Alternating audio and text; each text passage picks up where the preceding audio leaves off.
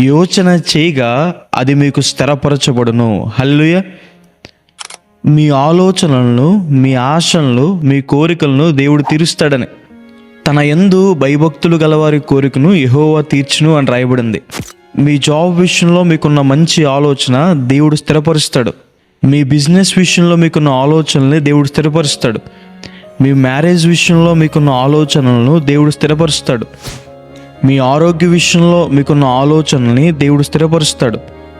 మీ పిల్లల జీవితాల పట్ల, మీ జీవితాల పట్ల మీకున్న ప్రతి మంచి ఆలోచన కూడా దేవుడు స్థిరపరుస్తాడు. బైబిల్లో నెహెమ్యా గారిని మనం చూస్తాం. నెహెమ్యా గారికి యెరూషలేము ప్రాకారం కట్టాలన్న కోరిక కలిగింది. దేవుడు ఆ కోరికను స్థిరపరిచారు. ఎలియాజర్ గారు ఇస్సాకు గారికి భార్యను వెతకడానికి వెళ్ళాడు. ఆయన ఒక ఆలోచన చేశాడు. అది దేవునికి చెప్పగా దేవుడు ఆ ఆలోచన స్థిరపరిచారు. ఎస్తేర్ రాణి గారు యూదులంతా రక్షణ పొందాలని ఒక ఆలోచన కలిగి ప్రార్థన చేశారు. దేవుడు ఆ ఆలోచన స్థిరపరిచారు. మీ కుటుంబ రక్షణ విషయంలో మీకున్న ఆలోచనని దేవుడు స్థిరపరుస్తాడు. తన కుమార్తె స్వస్థత పొందాలి అని క్రీస్తు ప్రభువారిని విడిచిపెట్టకుండా బ్రతిమాలుకుంది కనాను స్త్రీ.